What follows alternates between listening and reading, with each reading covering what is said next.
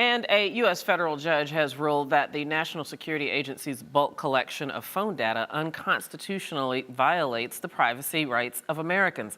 Under the surveillance program, the NSA collects millions of raw daily phone records in America, such as the length of calls and the numbers that are dialed. Program was undisclosed until former NSA contractor Edward Snowden leaked information about the surveillance program.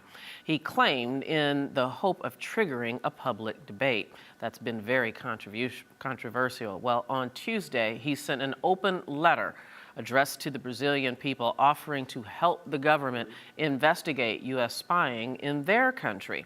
The NSA has reportedly monitored the communication of Brazil's president and other world leaders. On Tuesday, the Senate cleared a procedural hurdle that increases the likelihood that the bipartisan budget deal will win final congressional approval this week. Alex Bolton joins us and is a senior staff writer for The Hill. Alex, good to see you. Thanks for being with us. Thanks for having me. All right, so we've been optimistic ever since we've heard about this, and of course it's passed in the House now. It's cleared this procedural vote in the Senate, going to a full vote by the end of the week. So I guess I want to be, as I like to call myself, Debbie Downer. Is there anything that could trip this up?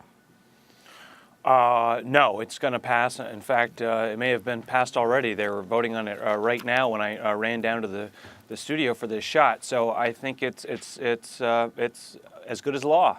Well, that is amazing. Can you sort of tell me what the sacrifices on both sides that had to be made in order to get this done? Well, Democrats had to forego their demand that a budget deal include increased taxes.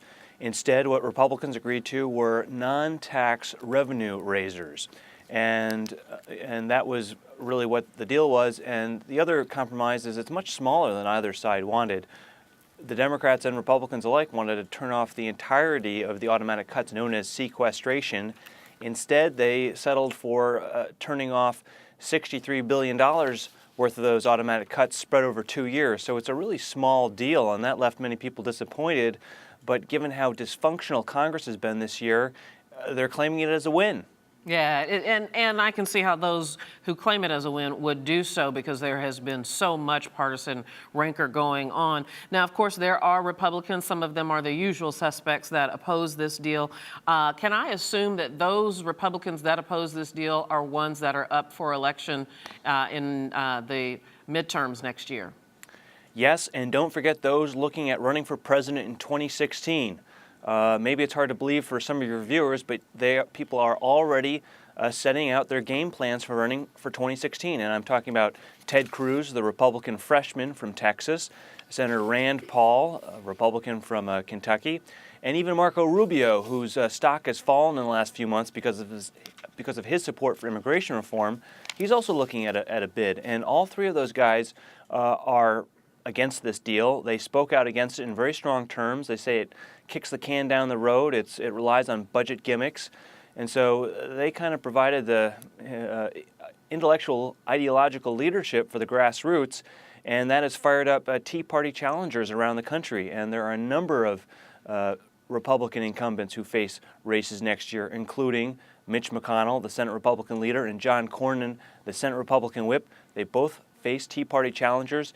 Had they voted for this deal, it would have been an issue in their primary races next year, and I think that's why they voted against it.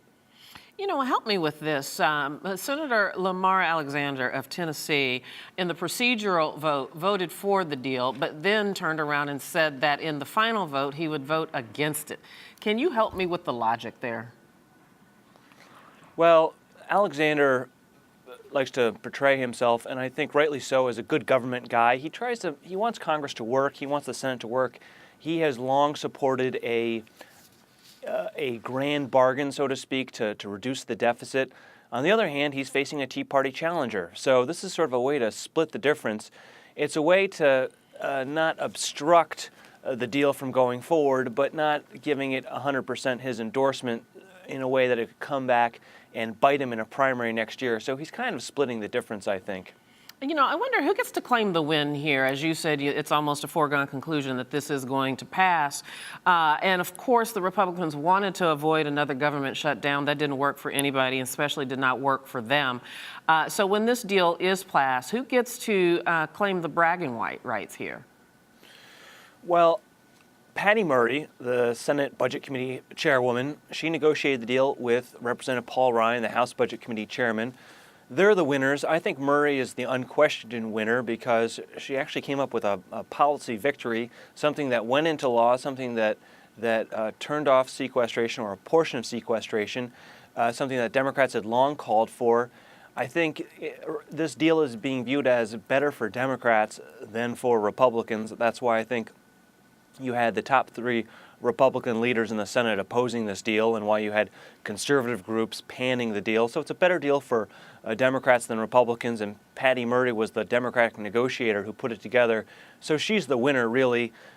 Ryan's a winner insofar as he's seen as a guy who can actually get a deal done, something that's very rare in this Congress. But I don't think he's as much a winner as Murray because there's talk about him maybe running for president in 2016 himself. And if he does, this deal could hurt him, and it would be an issue in the primary if he does run, because conservative groups like Club for Growth and Heritage Action say that this is a bad deal because it busts the budget caps that were set in 2011. And Mitch McConnell released a statement today and said that's why he voted against it. Well, we will see what happens. Alex Bolton, as always, thank you so much. Good to talk to you. Thanks for having me.